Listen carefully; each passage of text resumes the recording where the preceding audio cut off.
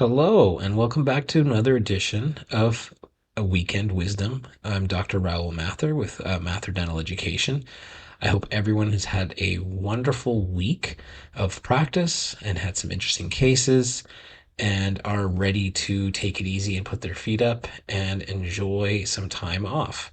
Um, this week, I'm approaching the subject of building a practice myself, question mark. For those of you that have been following me on social media or been receiving my emails, videos, or perhaps you're following me on YouTube, you know that I've talked a lot about the advantages of building a practice yourself. And this week, I want to delve deeper into that. So, the idea of starting a practice from scratch can make the average dentist nervous, let alone the idea of building the practice themselves and not enlisting a supply company to organize everything on their behalf. What do I mean by building a practice yourself? So, I'm not referring to the physical building of the practice. You're not going to be hammering any nails or painting any walls unless that's something that you're extremely talented at. I'm referring to the organization of all the important steps that are involved in the creation of your practice as both an entity and as a physical space. So, how are practices usually built? Often, dentists contact their supply company and relate their desire to start a practice. The company will organize all the aspects and tee up the decisions for the dentist to make along the way. By organizing it yourself, you'll be teeing up your own decisions. So, why would we want to do that? That sounds like more work and more stress. Let's do a comparison. Now, the numbers involved in this comparison will depend on your specific location, but the fundamental idea is the same no matter where you are. So, option number one, a dentist starts up their practice for 800,000 through their supplier. Now, this can result in one of two pathways. Pathway number one is the practice takes off and the dentist does well. Congratulations. Pathway number two, the practice fails and they have to sell it for parts. So you might have seen this listed if you're looking through the classifieds of practices for sale as a turnkey practice. And so the practice doesn't do well. They have to sell it for parts at 600,000. So A, the practice does well, they're successful, or B, they have to sell it for a loss of 200,000. That's kind of the usual pathway. They do well, they succeed. They don't do well, they take a loss. In this example, a loss of 200,000.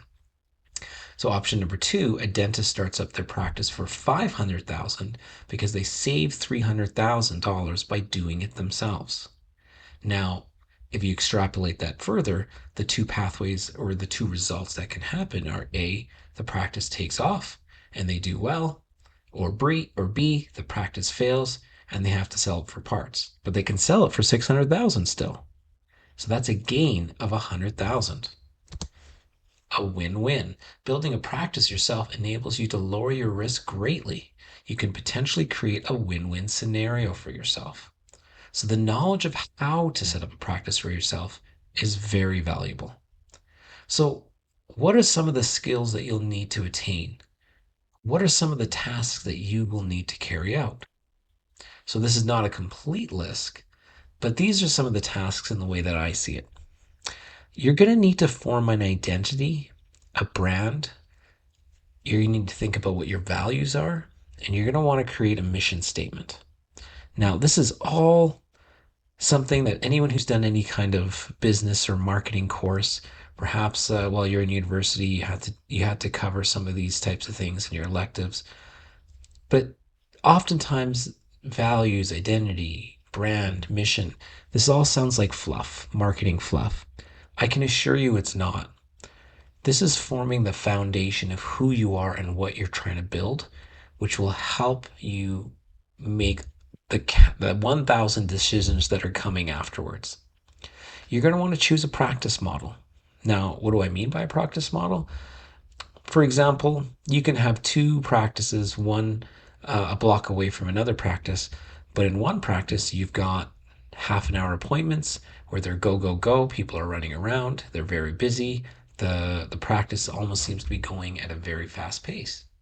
And then another practice up the street from them where you've got maybe only four appointments a day, but bigger cases. Every exam is an hour and a half, and they're taking full photos of everyone. Um, now, I, the difference is that one is not better than the other.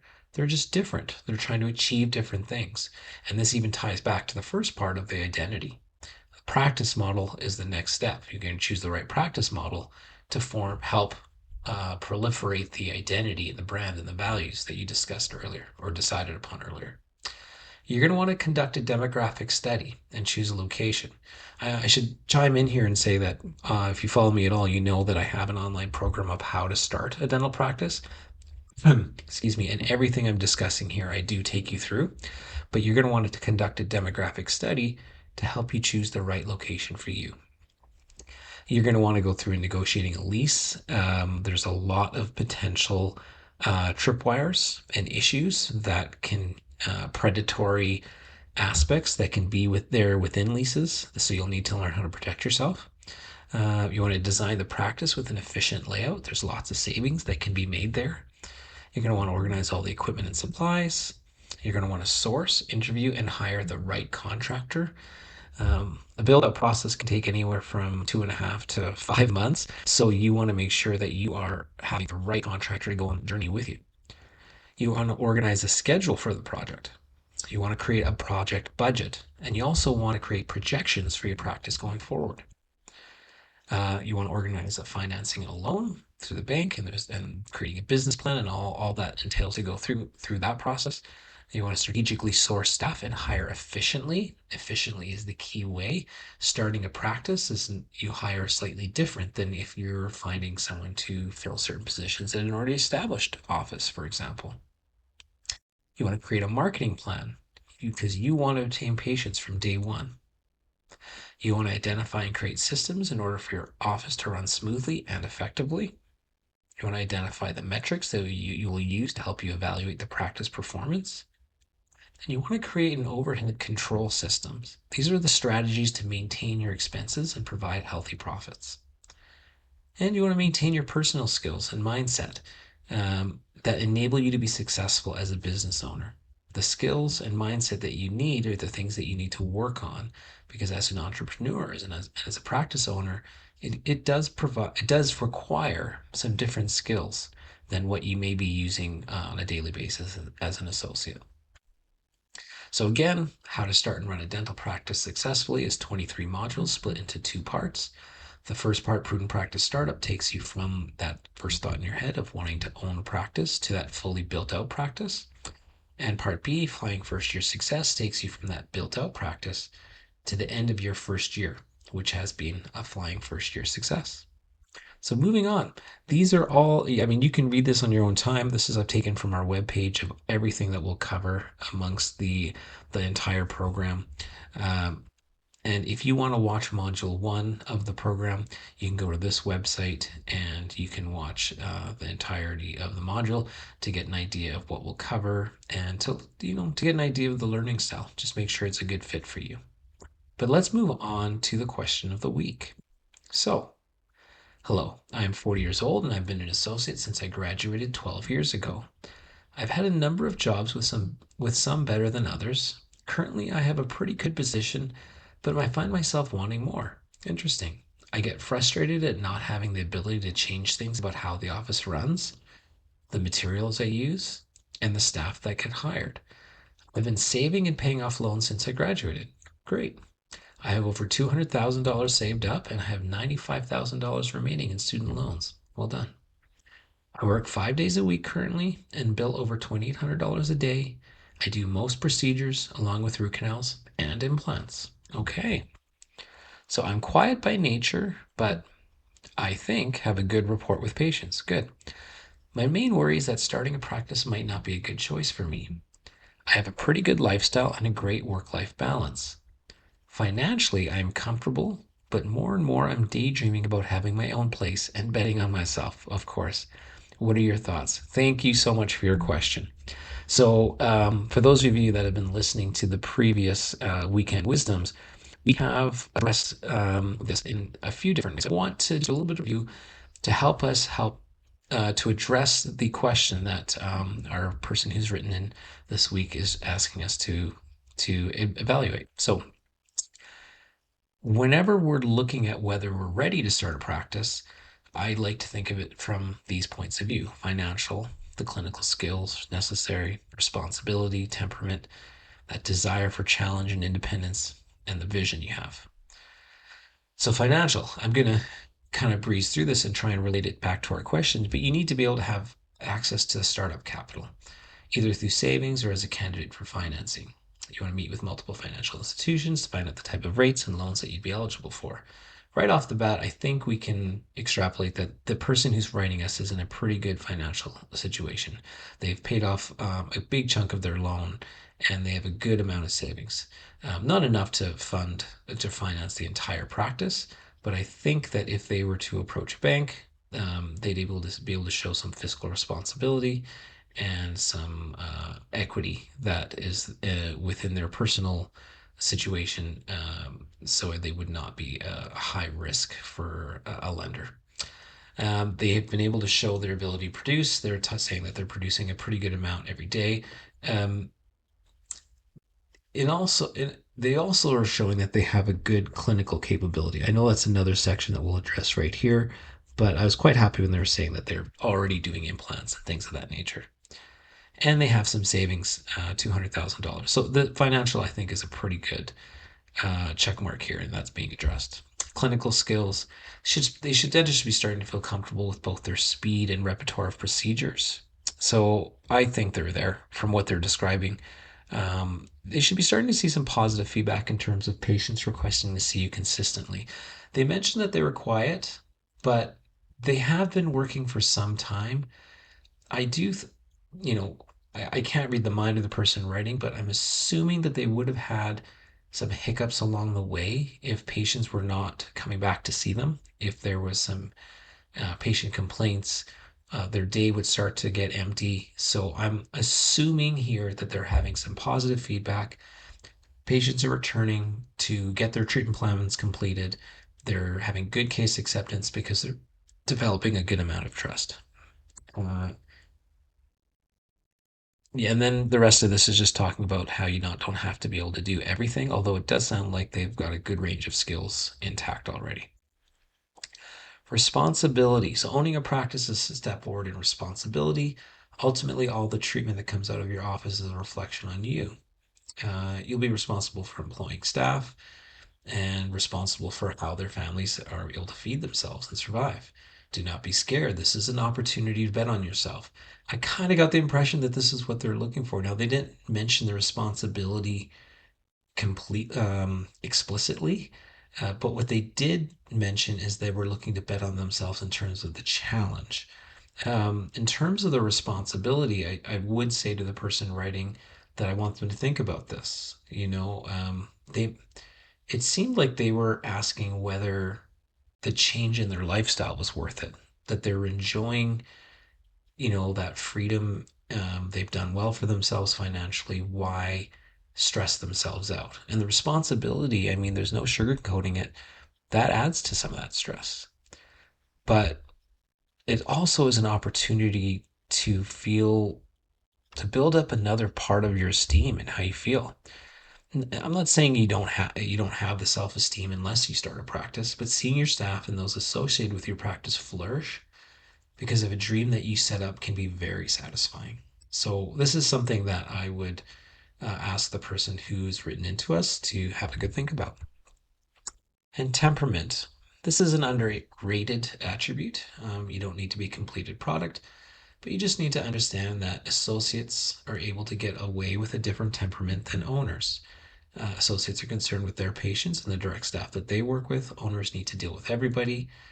How do you deal with responsibility, stress, just obstacles in general? So it was hard to get much from this email that I was sent, but they were mentioning that they were having some frustrations. Not really revealing that they were acting frustrated or giving into that. But it's important to know that if to anyone who's listening, that if you're looking at starting a practice, it's important to understand that there is a temperament change that I think is required when you go into ownership, not just because of professionalism, but just because you'll find your job is easier if you maintain a certain temperament. You'll find that people will follow your lead a lot better as well. But the author did mention a desire for a challenge. That's how I took that um, statement of that they were looking to potentially bet on themselves. You might be ready for that next goal or obstacle. The person mentioned they're 40 years old and they've been so dissociating for some time and might feel like they're ready for that challenge. Some people welcome the challenge and always envision their career as a path in which they work for themselves. Others were unsure of owning their own practice because of the fear factor, but are starting to come around to the idea that they are in fact capable. I'm not I'm not getting much of a vibe from the email that it's fear, but more of a concern, not fear of failure of the practice so much as fear as in adding complication and stress to their life and not sure if that's what they want. We can revisit that in a moment. But vision. Life as an associate dentist can give you an insight into the aspects that you like in a dental office and the aspects that you would change if you had the power. They outlined this in their question. They talked about the things that frustrate them and the things that they wish they have some input in. As an owner of a practice, you get to set up the entire process of the things that you wish you had the ability to change right now. And that can be very freeing. Starting a practice can be an execution of a vision that the dentist has been waiting to execute. So, possible reasons that I've heard from associates to not own, I've got a list here. I think the author of this question is really just the first one. Lifestyle concerns. Prefer low stress. That's what their main concern is. Um, I'm always talking about the ones listed in red is worried about failure, scared to compete with corporate offices, not thinking they have the right personality to be the boss, concerned that they're not enough of a people person and don't believe that they have the necessary leadership skills. Those are the ones that I feel that these can be addressed and can be improved upon. Ultimately, whether the author of the question feels that they want to change what is already a comfortable and perhaps happy lifestyle, they need to make that decision for themselves. But if a part of the reason of not jumping into ownership or starting their own practice is because of failure or fear, then I think that can be addressed. The reasons in red are steeped in concern and doubt. Fear is a major obstacle for many dentists. Ownership amongst dentists is down 15% from 20 years ago. And then I just ask, is that good for dentists? Is it good for dentistry? I often hear about dentists talking about how owning a practice is too hard. And this could tie into what they're explaining here. Not so much is it hard as in they can't do it, but is it going to make their life a little bit more stressful? There comes an important time when being an associate is actually much harder. So the associate dentist has the proverbial golden handcuff situation. They're able to make a great living, but they're tied to the chair in order to do it. The owner is able to eventually transition into a situation in which they do less clinical dentistry, but they can still strategize forward for increased earnings. And I remember the first time I had an associate billing from my office and I went to the movies. It just blew my mind that I was earning while I was sitting there in the theater. So that golden handcuff situation is real. And as associate dentists get older, that becomes more of a difficult situation to navigate. And injuries is a major reason of that. As I've gotten older, I feel that I've been able to avoid a lot of the repetitive stress injuries that I see some other dentists have simply because I'm not tied to the chair all the time. This is from the Academy of General Dentistry talking about musculoskeletal disorders in dentistry, and they've been widely evaluated. Um, it's a high rate amongst dentists, hygienists, and even dental students. Compared to physicians, surgeons, dentists have the highest rates of musculoskeletal disorders. So this is real. This is real. And the older you get as an associate, you take a day off, it means you're cutting your income. And as an owner, that is not the case. So again, associate career earnings, the career associate's income is tied to their ability to carry it out themselves. This often leads to a peak in earnings when they sorry for the typo here, when they are physically capable, reached a high level of skill, and had enough experience. But after this peak of skill and experience, the physical capability can start to digress. And that's when the earnings digress because of it. The career owner's income, on the other hand, is tied to the ability to own and manage the practice. So, as long as the owner is able to maintain growth and grow physical capacity when needed and keep their overhead under control, then the income continues to increase. So, the practice will, the value will continue to increase. You're building an asset. Associates earn a living while owners earn a living and grow an asset. So, at the end of the owner's career, they could have a large, successful practice sell and cash in on. So, for all the reasons you have to stay as an associate, do not let fear be one of them. If you have the knowledge of how to start and run a successful practice, most of that fear goes away. And that's essentially the crux of how to start and run a practice successfully. Our program is just to help provide that knowledge. And I've talked a lot about financial, but the non financial reasons are important.